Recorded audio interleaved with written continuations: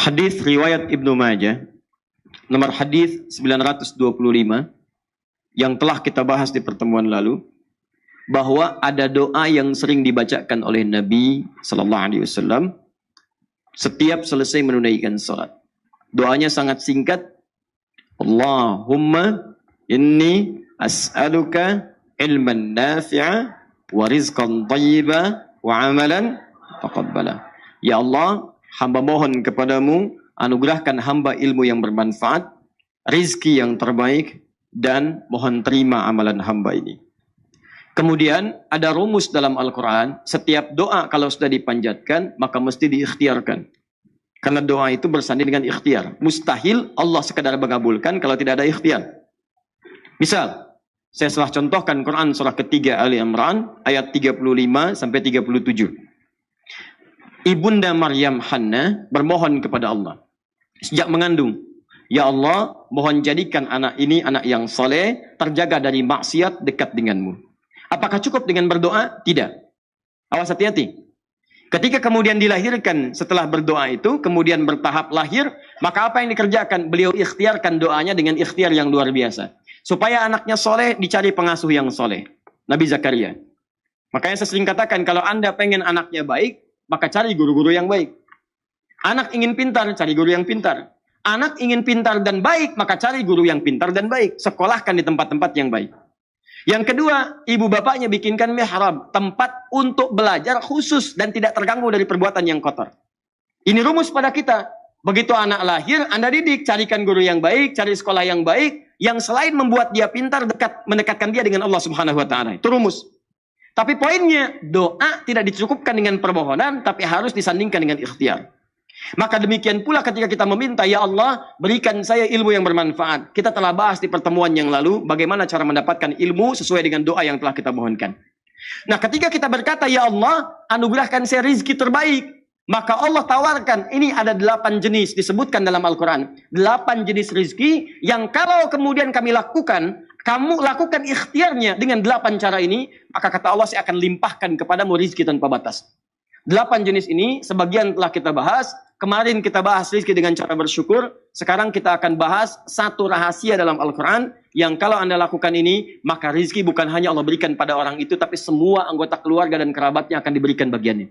Jadi yang dapat satu orang, yang mengerjakan satu orang, tapi yang kebagian hampir semua yang terkait dengan kehidupannya. Bapaknya bisa dapat, ibunya dapat, yang hebat, adiknya dapat, kakaknya dapat, temannya bisa dapat, gurunya bisa dapat. Rahasianya ada di Quran surah 17 ayat 31. Paling kanan sebelah atas. Quran surah 17 Al-Isra ayat 31.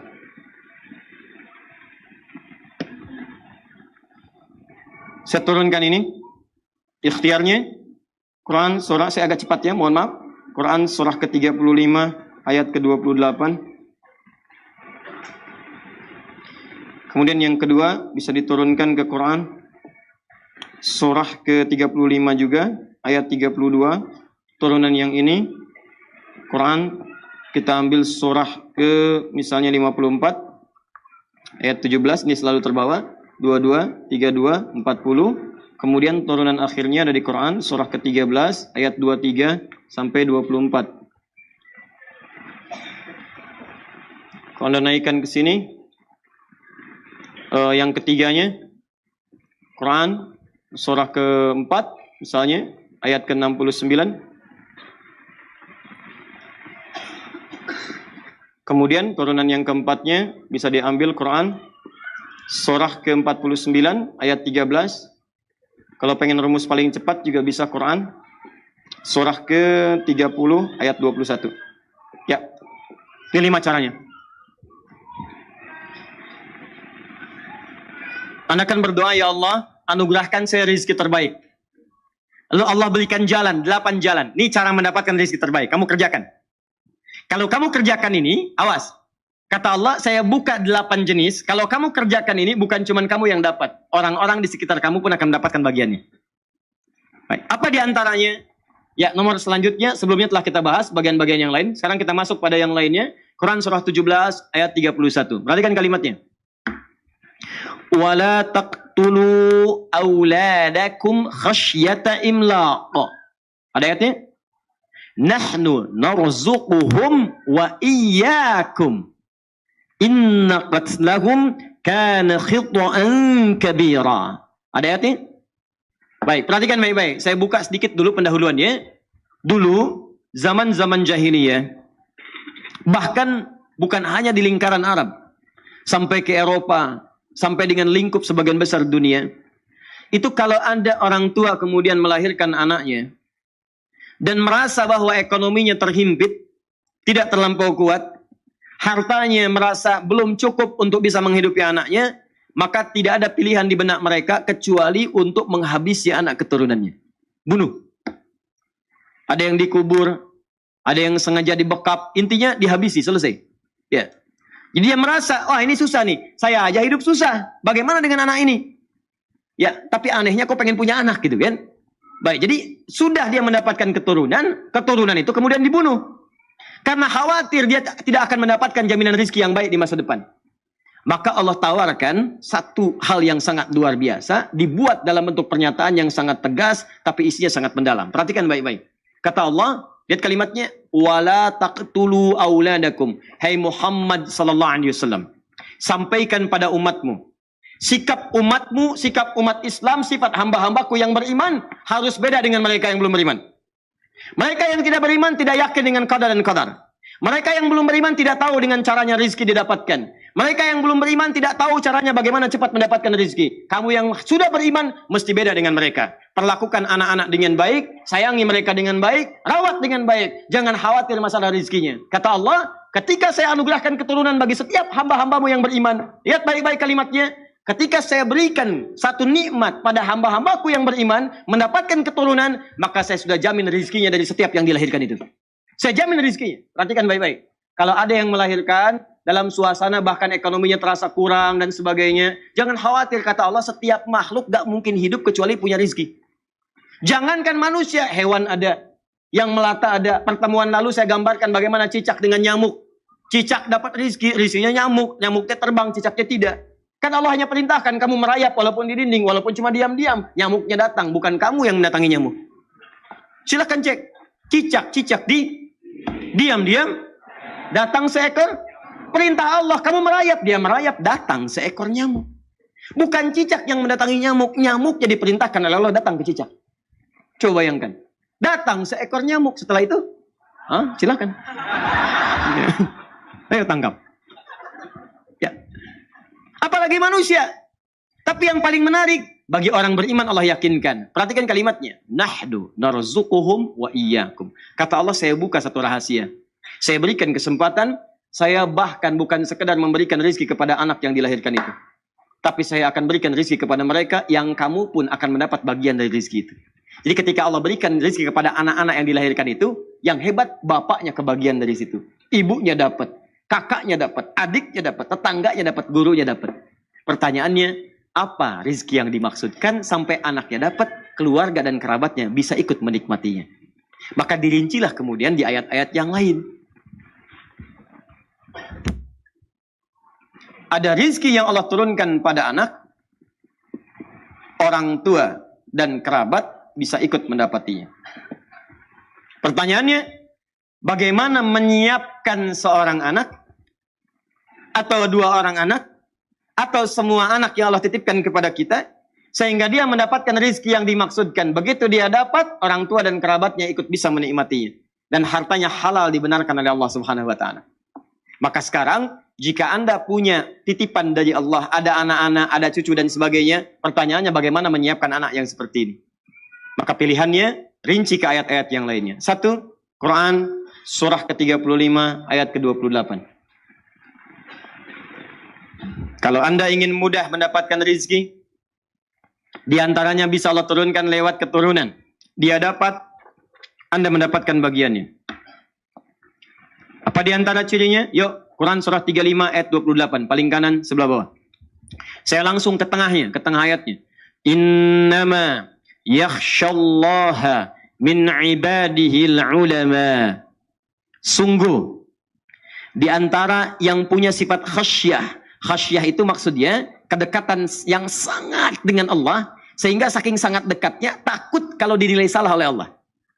Ya, Awas, khasyah itu kedekatan yang sangat dengan Allah, sehingga saking sangat dekatnya, takut kalau dinilai salah oleh Allah. Jadi kalau bicara, hati-hati. Takut yang keluar di lisannya itu keliru. Takut salah. Kalau bicara itu ditimang-timang dulu. Ini kafirnya diganti nggak kata-katanya ini? Ganti nggak gitu kan? Timang-timang dulu. Takutlah kalau saya ganti nanti jadi masalah gitu kan? Allah nggak suka dengan saya. Ya, timang-timang, ingat-ingat. Mustahil mengeluarkan fatwa yang kemudian bertentangan dengan hukum Allah. Jangankan itu, mau bicara saja, timang-timang dulu, takut kalau Allah nggak ridho, dilihat dulu gitu. Nah, itu namanya khasyah. Mau sholat, takut terlambat. Jadi jangankan azan, sebelum azan dah siap-siap, khasyah. Sehari baca Quran, dilihat, dipahami isinya. Lihat, takut. Kalau punya harta, takut Allah nggak ridho. Makanya dirinci, bagaimana saja mengeluarkan harta yang disukai oleh Allah. Misal, kalau infak, bagaimana infaknya? Untuk keluarga seperti apa? Terus dirinci. Itu khasyah namanya. Nah, puncak khasyah itu akan didapatkan oleh satu golongan di luar para nabi dan rasul, namanya ulama. Kata Allah, innama yakhsyallaha min ibadihil ulama. Sungguh yang punya sifat khasyah yang mendalam kepada Allah adalah kalangan ulama. Jadi kalau Anda pengen lihat ulama yang betul, bukan cuma pintar. Kalau yang hafal Quran dengan ayatnya, nomornya, halaman, pojok kanan atas, kiri bawah, agak ke tengah sedikit, banyak yang begitu. Banyak. Tapi apakah yang demikian dia punya kedekatan dengan Allah? Belum tentu. Demi Allah saya katakan belum tentu. Jangan fanatis, jangan banyak terpukul. Lihat bagaimana kedekatannya dengan Allah. Punya sifat khasyah atau tidak. Bagaimana ketakutannya, bagaimana ibadahnya. Jadi kalau Anda ingin mencari ulama yang betul, coba lihat bagaimana kedekatan dia dengan Allah Subhanahu wa Ta'ala. Di poinnya, ulama. Bagaimana menjadi ulama ini? Kemudian diturunkan di Quran, surah ke-58, ayat ke-11. Diturunkan di Quran surah ke-9 ayat 122. Dirinci di hadis riwayatnya Ibnu Majah nomor hadis 233. Rawinya adalah sahabat bernama Abu Darda. Inilah dia keutamaannya. Kemudian dicontohkan lewat seorang sahabat Nabi namanya Abbas. Dicontohkan oleh sahabat Nabi namanya Umar. Dicontohkan oleh sahabat Nabi namanya Amr. Dicontohkan oleh seorang perempuan sahabat Nabi, single parent, namanya Malikah. Punya suami namanya Malik. Punya anak namanya Anas. Malikah punya anak namanya Malik. Anas, maaf. Anas. Abbas, Umar, Amr punya anak namanya Abdullah. Lihat baik-baik. Di Quran surah 35 ayat 28 disebutkan, ulama itu kalangan yang sangat dekat dengan Allah. Dekat Allah. Sekarang lihat rumusnya nih, pelan-pelan. Bukankah orang yang dekat dengan direktur mudah mendapatkan kenikmatan di kantornya? Bukankah orang yang dekat dengan pejabat mudah mendapatkan akses jabatannya? Betul? Bukankah orang yang dekat dengan ustadz mudah mendapatkan akses ke ustadz? Bukankah orang yang dekat dengan majlis ta'lim mudah mendapatkan akses di majlis ta'lim? Sekarang kalau orang dekat dengan Allah, apa yang tidak mudah bagi Allah? Siapa pemilik ilmu? Siapa pemilik rezeki? Siapa pemilik kemudahan? Maka secara logika sederhana, orang-orang yang paling dekat dengan Allah, maka tidak usah berpikir tentang rezeki, karena sebelum dia pikirkan, Allah sudah penuhi semua kebutuhannya. Maka tidak ada yang paling dekat, kata Allah, dari kalangan manusia selain Nabi dan Rasul dengan Allah Subhanahu wa Ta'ala, kecuali kalangan para ulama. Makanya di hadis Ibnu Majah nomor hadis 233 disampaikan oleh sahabat Abu Darda dari Nabi SAW, para ulama itu disebut pewaris para nabi. Perhatikan kalimatnya, wa innal ulama'a warathatul anbiya wa innal anbiya'a lam yurithu dirhaman wala dinaran walakinnahum warathul ilma fahadhuhu bihadhin wafir. Sungguh para ulama itu pewaris para nabi. Para nabi itu tidak mewariskan dinar dan dirham, tapi mewariskan ilmu. Makanya kalau Anda pengen, kata Nabi, perhatikan kalimatnya, ambillah ilmu warisan Nabi itu. Nih saya tanya ya, antum ya. Antum dapat warisan dari orang tua. Orang tua antum nih, bukan Nabi, bukan Rasul. Mewariskan harta 1 miliar. Mau diambil gak? Ambil. Sekarang Nabi antum ngasih warisan. Mau diambil gak? Ambil. Manusia biasa ngasih warisan diperebutkan. Masa warisan Nabi gak direbutin? Kalau orang akalnya sehat, kalau orang pintar, perhatikan baik-baik. Orang pintar itu pasti akan memilih yang paling prioritas. Ini orang biasa ngasih warisan, direbutin. Kenapa Nabi yang super, Nabi yang istimewa ngasih warisan, nggak pada direbutin? Ini ada warisan Nabi, namanya ilmu. Orang yang dapat ilmu disebut dengan alim, jamaknya ulama. Kata Nabi, ulama itu pewaris saya. Saya nggak wariskan uang, saya nggak wariskan harta, dinar dan dirham. Saya wariskan ilmu, ambil itu. Ketika ilmu itu diambil, maka Allah akan angkat derajatnya. Quran surah ke-58 ayat 11. Yarfa'illahu alladhina amanu minkum walladhina utul ilma darajat. Allah akan angkat derajat orang-orang beriman plus Allah memberikan tambahan derajat pada orang-orang yang mendapatkan tambahan pengetahuan. Di orang berilmu itu ketika dia naik status jadi ulama, alim, dekat dengan Allah, pewaris Nabi, Allah angkat derajatnya. Begitu derajat diangkat, angkat derajatnya, maka dia akan mendapatkan perlakuan istimewa lebih daripada hamba biasa. Silakan cek. Ingat ya, kalau Anda diangkat derajat oleh manusia, belum tentu manusia lain mengenal Anda. Anda disanjung oleh orang tanah kusir, orang tanah suci, belum tentu kenal Anda. Silakan. Ana Saiful min Bendi tanah kusir. Tanah kusir kata orang Arab. Ya kenal. Tanah kusir. Silakan. Jangankan tanah suci ya, tanah abang yang nggak kenal gitu kan. Anda pindah lagi nggak ada yang angkat. Tapi kalau Allah angkat derajat Anda, siapa yang tidak menyanjung Anda? Silakan cek. Melewati zamannya masih dikenal. Silakan. Anda kenal Umar bin Khattab? Kenal. Padahal mimpi aja nggak pernah ketemu. Lihat aja enggak, kenal tuh. Udah lewat 15 abad. Beliau bukan nabi, bukan rasul, tapi sekarang masih dikenal. Ali bin Abi Thalib dikenal. Sekarang kita ambil yang bukan sahabat, Al-Imam Syafi'i, Al-Imam Abu Hanifah, Imam Malik, Imam Ahmad, bukan kalangan sahabat, dikenal sampai sekarang. Ar-Rafi'i dikenal. Orang-orang soleh dikenal. Bahkan yang hidup kemudian yang baru wafat beberapa masa lalu masih dikenal. Syekh Utsaimin, Syekh Muhammad Nasiruddin Al-Albani misalnya dikenal. Profesor Wahbah Az-Zuhaili dikenal. Ya orang-orang mengetahuinya, diangkat oleh Allah. Kalau sudah diangkat, sudah nggak ada yang bisa menolaknya. Ya jangankan kawan, lawan pun menuliskannya. Tanyakan pada orang-orang di barat. Tahu Umar nggak? Tahu. Mereka tahu tuh. Ibnu Sina, Al-Kindi, Al-Farabi, Al-Ghazali, Al-Khawarizmi, dan sebagainya. Dikenal oleh mereka. Bahkan karya mereka dijadikan rujukan di Eropa. Silakan cek Ibnu Sina, Avicenna, dipakai karyanya sekarang. Ibnu Rusdi jadikan rujukan sekarang. Siapa mereka? Orang-orang yang bukan sekedar mendekat kepada Allah lewat ibadahnya, tapi mereka disiapkan jadi ulama di masa depan. Rumus ini ketika turun ayat jadi sampaikan. Kemudian dipraktekkan bagaimana cara mengejarnya, maka para sahabat sebagian dari mereka menyiapkan keturunannya menjadi ulama di masa depan. Siapa di antara mereka? Ada yang laki-laki seperti Abbas paman Nabi, seperti Umar sahabat Nabi, seperti Amr bin As sahabat Nabi. Mereka menyiapkan anaknya, mesti ada di antara anak saya yang menjadi ulama yang dekat dengan Allah Subhanahu wa taala. Bahkan ada perempuan single parent, namanya Malika. Suaminya sudah meninggal dunia. Begitu melihat peluang ini, langsung menyiapkan anaknya namanya Anas mesti dekat dengan Nabi sallallahu alaihi wasallam. Dia mesti menjadi alim, ulama dekat dengan Allah. Apa yang terjadi? Perhatikan baik-baik ini. Kalau anak-anak yang lain dibawa bapaknya ta'lim pulang, Abbas nyimpan anaknya di majelis Nabi. Abbas, paman Nabi. Saya nggak bisa nih ikut terus majelis Nabi. Saya punya kesibukan, saya kerja, saya bisnis. Tapi saya belajar weekend, saya ke tempat Nabi. Apa yang terjadi? Nabi wafat, hafal 200 hadis. Bayangkan, paman Nabi, pengusaha, kaya, hartanya banyak. Masih sempat datang ke taklim. Nabi meninggal, hafal 200 hadis. Paman Nabi. Antum, paman Nabi bukan. Sahabat Nabi bukan. Tetangga Nabi bukan. Kerabat Nabi bukan. Bayangkan, sibuk apa antum? Sekaya apa? Antum dengan Abbas, masih kaya Abbas. Radhiyallahu ta'ala anhu. Surga, Abbas ada jaminan. Antum belum ada. Abbas hafal 200 hadis. Antum hafal berapa hadis? Enggak, coba kita renungkan itu teman-teman. Coba tanyakan kembali.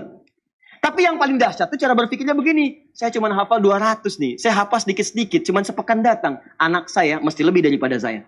Dia harus mendapatkan yang lebih daripada saya. Bapaknya itu pengusaha, Pak, orang kaya. Tapi beliau mengerti anak saya akan dapat rezeki lebih cepat daripada saya. Dia dapat, saya dapat bagiannya. Perhatikan. Maka beliau investasikan anaknya Abdullah untuk ikut di majlis Nabi.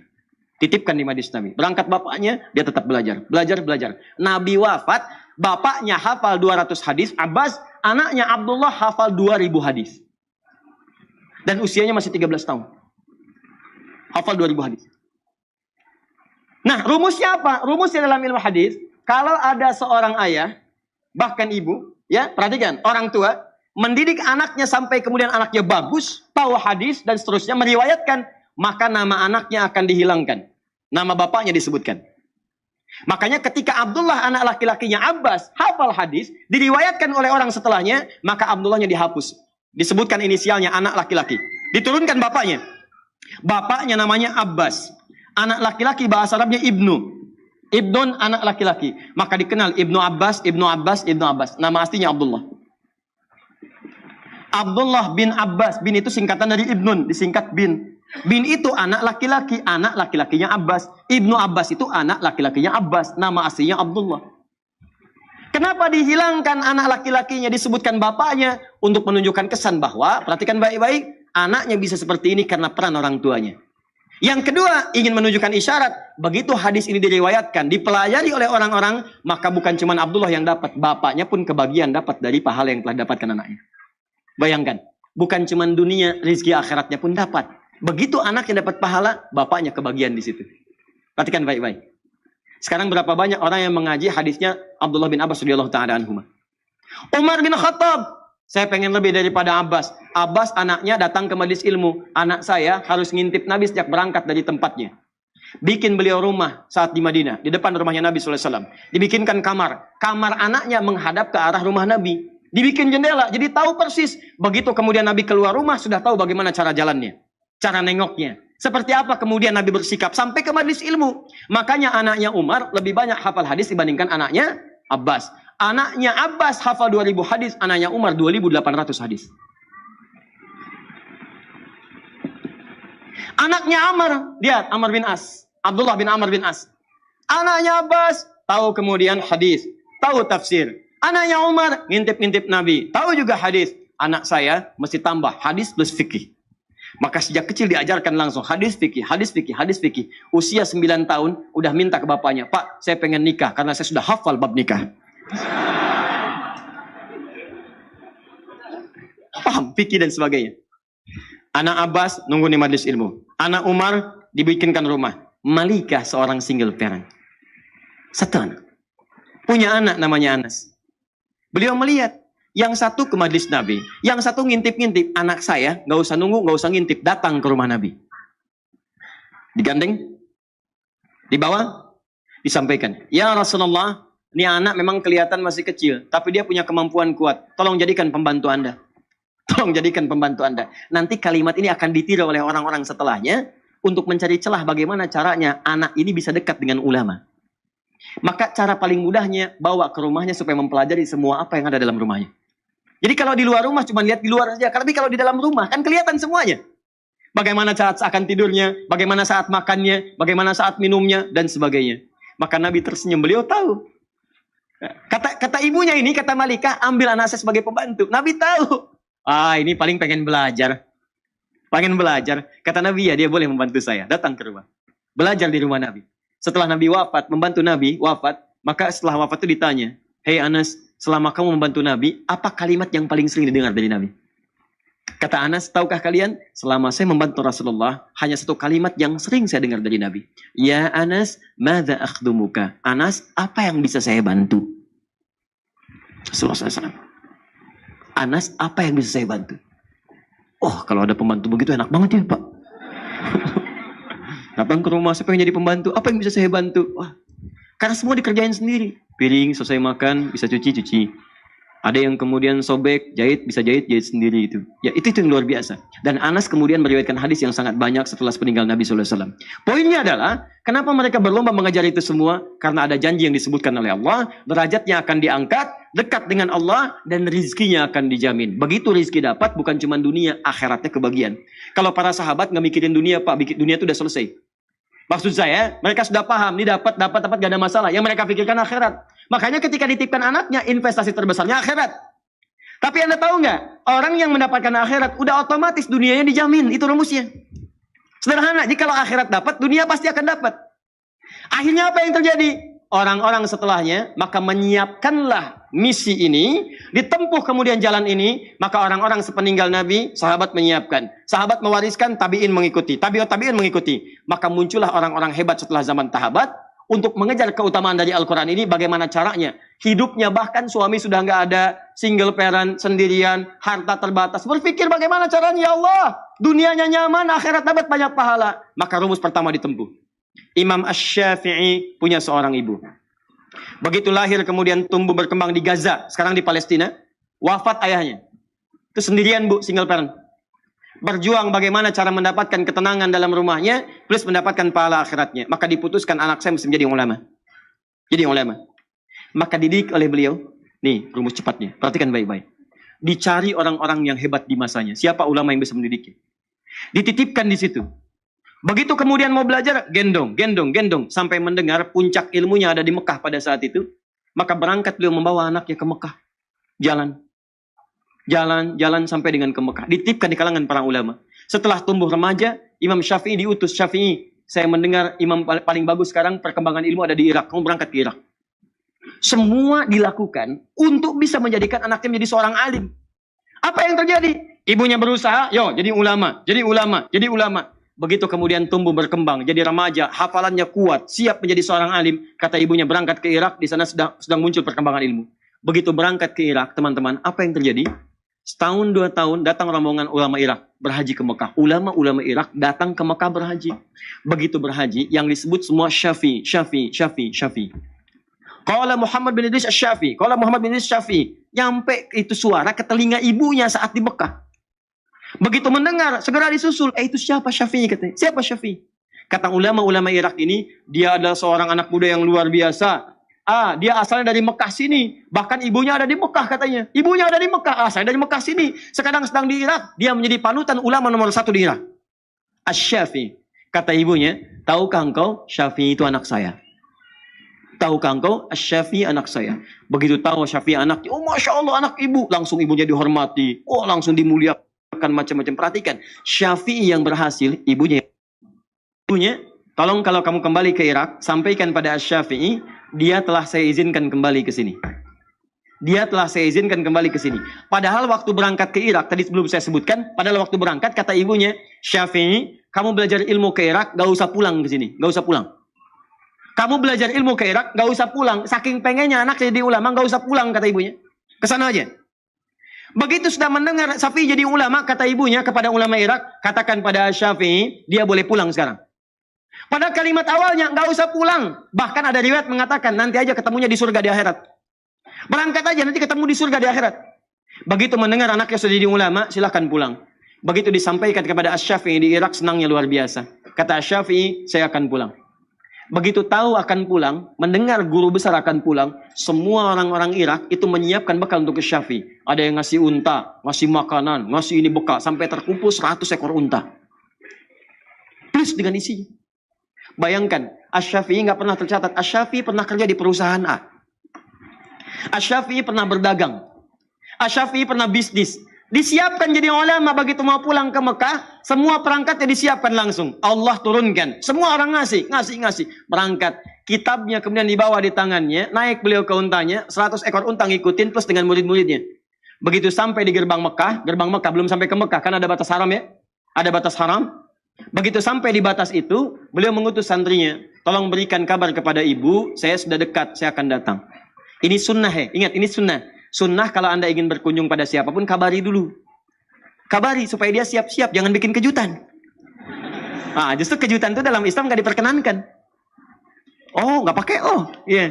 Supaya orang itu nggak repot, tiba-tiba anda datang, dia kan merasa nggak enak gitu. Ya. Jadi kalau bisa tuh sampaikan, agak dekat-dekat nggak apa-apa, saya di jalan nih mau berkunjung, itu sunnah. Sunnah sampaikan, supaya dia bisa siap-siap. Begitu diutus santrinya datang kepada ibunya, diketok, disampaikan, siapa kamu? Saya muridnya Syafi'i. Beliau sudah di perbatasan akan datang ke sini, menemui ibu. Syafi'i bawa apa? Masya Allah Bu, Syafi'i jadi orang hebat. Sekarang begitu datang, orang ngirim-ngirim unta. Ada 100 ekor unta dengan beliau, lengkap dengan isinya. Saya suruh dia ke Irak untuk belajar, bukan cari unta. Bilang sama Syafi'i, gak usah datang ke sini, balik lagi ke Irak. Bilang sama Syafi'i, gak usah datang, balik lagi. Muridnya bengong. Balik lagi, ketika bertemu Imam Syafi'i disampaikan, Syekh, gimana tadi? Kata ibu, balik lagi ke Irak. Balik lagi. Kamu bilang apa sama ibu saya? Saya bilang, Syekh, udah jadi saya besar, lama besar, datang dengan 100 ekor unta. Kamu salah. Kenapa kamu bilang begitu? Maka diutus lagi yang lain, kamu datang ke ibu saya, kalau tanya, bilang, Syafi'i telah bawa kitab. Datang dari Irak, bawa kitab. Dan saya katakan, berikan semua unta ini, semua sedekahkan untuk orang Mekah yang membutuhkan. Berikan semuanya. Maka Syafi'i perintahkan 100 ekor unta itu dengan semua isinya dibagikan ke orang-orang Mekah, disedekahkan. Tinggal 1 kitab dengan beliau di tangannya. Katakan pada ibu saya, Syafi'i datang pulang dengan membawa kitab di tangannya, nggak bawa unta lagi. Datang muridnya, begitu datang ke ibunya. Bu, kamu siapa? Santrinya Syafi'i. Saya kan tadi katakan, pulang ke Irak, gak usah ke sini. Bu, Syafi'i udah gak bawa unta, cuma bawa kitab di tangannya. Oh, kalau begitu silahkan pulang. Maka Syafi'i datang, membawa kitab di tangannya, jadi ulama besar, dan fatwanya ditunggu-tunggu. Maka sejak saat itu teman-teman sekalian, apa yang terjadi? Ibunya sejahtera, kehidupannya pun tenang, dunianya nggak difikirkan, semuanya dijamin. Allah langsung yang jamin, sangat dekatnya dengan Allah. Mau makan, makanan sudah ada, semua ragamnya ada. Mau minum, jenis minuman sudah ada yang halal-halal. Mau berangkat, kendaraan sudah ada. Nggak pesan, tiba-tiba kendaraan datang. Bayangkan, akhiratnya dapat, dunianya dapat, dan hidupnya pas butuh ada, pas datang. Mau haji, jalan akses dibuka semua. Yang datang ulama besar, akses dibuka semua. Mau berangkat, pengawalan ada, nyaman, gak usah repot, gak usah macem-macem. Alim ulama. Begitu melihat demikian suksesnya ditiru oleh ibu yang lain. Ibunya ini adalah ibu seorang nanti muridnya Asy-Syafi'i yang kelak jadi ulama besar juga. Lahir tahun 163 Hijrah. Ibunya ini juga single parent, punya seorang anak namanya Ahmad, punya bapak namanya Hambal, dikenal dengan Ahmad bin Hambal. Ahmad bin Hambal itu Imam Ahmad muridnya Imam Asy-Syafi'i yang kelak kemudian jadi ulama besar, hafal 1 juta hadis. Imam Ahmad sama. Itu jangan dikira ibunya itu kalau musim dingin malamnya, itu bu, masak air bu malam-malam. Single parent ibu bayangkan. Masak air, diangetin, anak diwuduin dulu. Begitu sudah wudu, digendong, diantar ke majelis ilmu. Ibunya nungguin di luar, selesai bawa lagi. Investasi itu begitu anaknya jadi dewasa, senang semuanya. Bukan cuma anaknya, ibunya dapat, saudaranya dapat, kerabatnya dapat. Lihat sekarang. Perhatikan ketika seseorang menjadi alim ulama. Fokus, lihat baik-baik. Jangankan ulama lah, jadi ustadz aja. Begitu seorang jadi ustadz, lihat. Bukan cuma ustadznya yang ditunggu. Ibunya dicari tahu siapa ibunya. Siapa bapaknya. Setiap yang dekat dengannya jadi akses. Kakaknya, adiknya, kerabatnya, tetangganya. Setiap makanya nggak ingat, jadi ingat sekarang. Oh, saya pernah sekelas dengan dia di SD. Saya pernah sekelas dengan dia di SMP. Saya pernah tetangga dia. Saya pernah gini dia. Dan sebagainya. Padahal sebelum jadi ustadz belum tentu kenal. Semua itu bisa terbuka. Dan yang paling dahsyat teman-teman sekalian, begitu anak Anda masuk dalam kategori alim ulama, maka semua kebutuhan dunia akan dicukupkan oleh Allah. Ringan. Silahkan cek. Mau haji, orang nunggu 25 tahun. Ini dicari-cari. Pak, bisa nggak bimbing kami? Pak, bisa nggak travel gini? Boleh saya haji, tapi boleh nggak ibu saya ikut? Pak, jangankan ibu, bapak ikut boleh, kakak ibu boleh, anak boleh, silahkan. Bapak kami kasih kuota deh, 10 orang, silahkan ikut. Orang nunggu 25 tahun, dia cuma nggak nunggu, ditawarin, 10 orang boleh ikut. Saya ini ulama bukan, syekh bukan, ustadz ilmu masih dikit. Tiba-tiba ketemu dubes Saudi. Syekh Adi, ini ada yang mau haji. Terus gimana? Antum ikut ya, berangkat. Antum jadi amir. Amir, gimana saya amir? Saya kan bukan ulama besar, bukan biasa-biasa, ilmu saya sedikit. Pokoknya antum ikut. Terus bagaimana dengan yang lain? Yang lain siapa? Saya punya ibu, saya punya kakak. Saya berikan 24 jatah. Anda bayangkan, saya ini ustadz kecil, ilmu masih sedikit. Ulama juga bukan, saya juga bukan. Anda bayangkan, cuma berusaha untuk belajar sedikit-sedikit, dapat sedikit, dikasih jatah haji plus 24 orang. Kemarin kami berangkat. Teman-teman, ada yang ustadz, ada yang ini lagi, ada yang macam-macam berangkat. Dan saya lihat, Masya Allah, ternyata teman-teman saya ustadz semua. Ustadz Fulan dengan istrinya, Ustadz Fulan dengan ibunya, Ustadz Fulan dengan anaknya.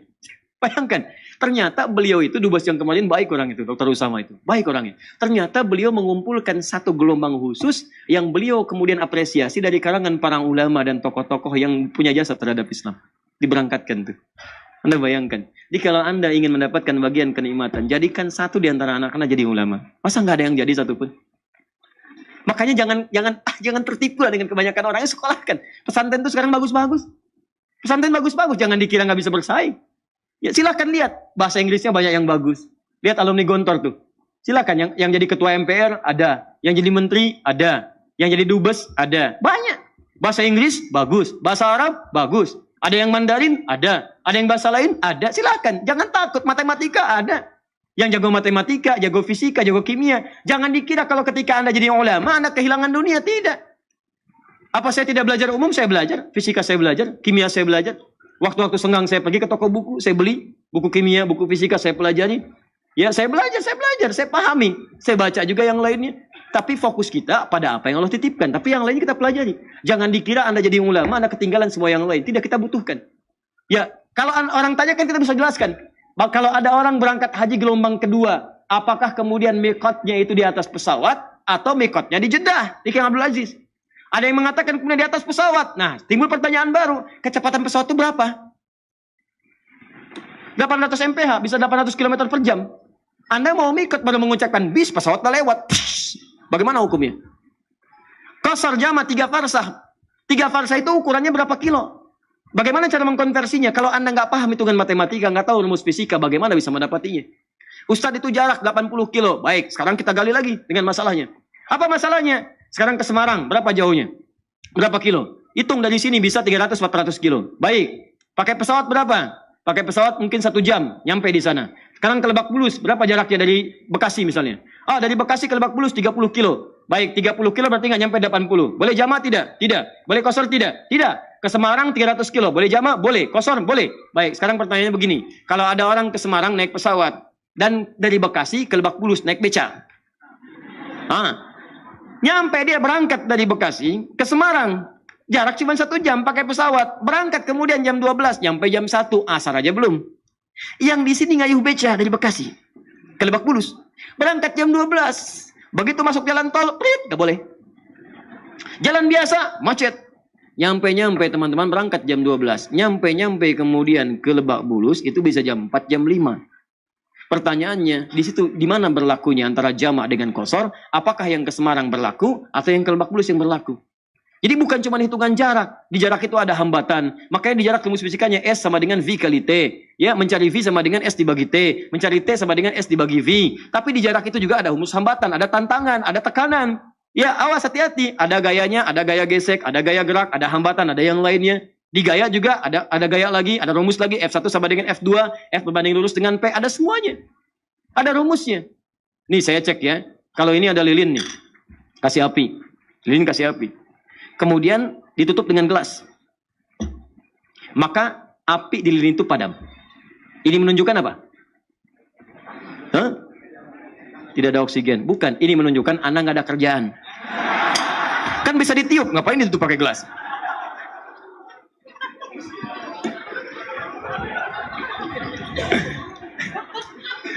Bisa ditiup kok pakai gelas ditutup. Sudah. Nah, maka yang pertama, kalau Anda ingin mendapatkan rezeki yang tenang, maka jadikan satu di antara anak Anda jadi ulama. Umum juga boleh. Jadi dokter yang hafal Quran. Ya, ahli fisika yang hafal Quran. Boleh, banyak zaman Nabi. Kemudian setelah itu diwariskan. Ali bin Abi Thalib itu jagoan matematika, ahli matematika. Setelahnya ada Jabir bin Hayyan, ahli kimia. Ada ahli fisika, ada ahli matematika. Silahkan ahlinya, tapi jangan tinggalkan kemudian bagian-bagian keislamannya. Saya cepat. Kedua, kalau nggak bisa jadi ulama yang maksimal, jadikan ahli Quran. Minimal penghafal Quran. Coba lihat anak-anak. Ada Musa, ada Ahmad, ada Kamil, ya? Ada Rais yang kecil-kecil. Itu banyak anak-anak datang ke Bekasi. Kemudian juga kita ngobrol-ngobrol. Antum tahu apa yang terjadi? Kemarin saat kami berangkat, ada Rais yang kecil.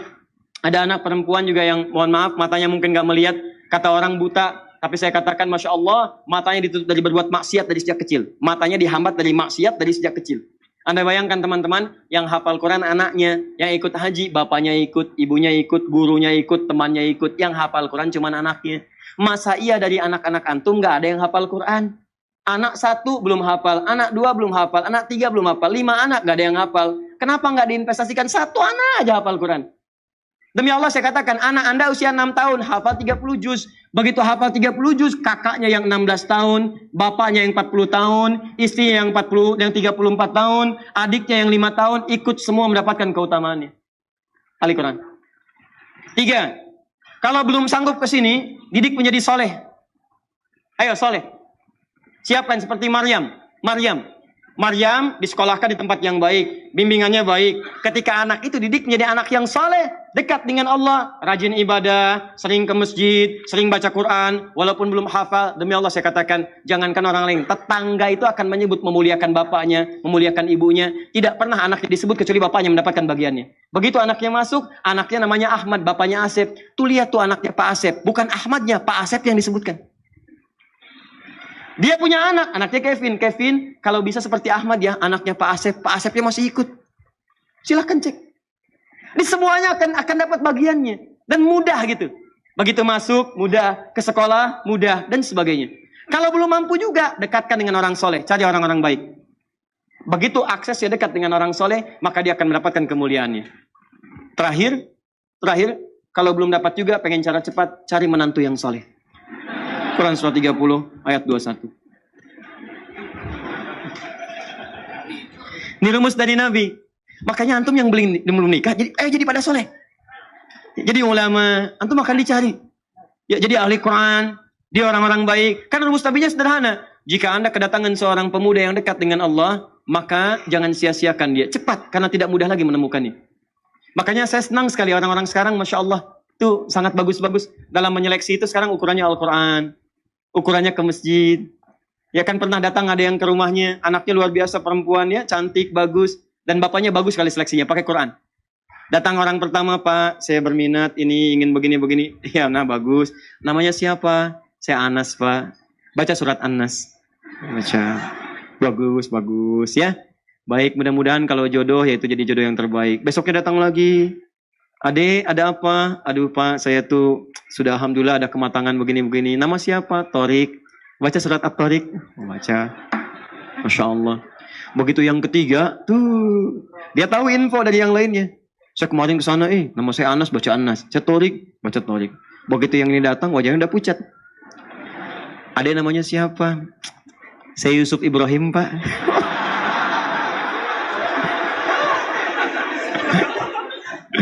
Aduh. Udah harapan tipis tuh kan. Oh, kalau begitu baca. Oh, sebentar, Pak. Sebelum disuruh baca, tapi panggilan sehari-hari, kulhu.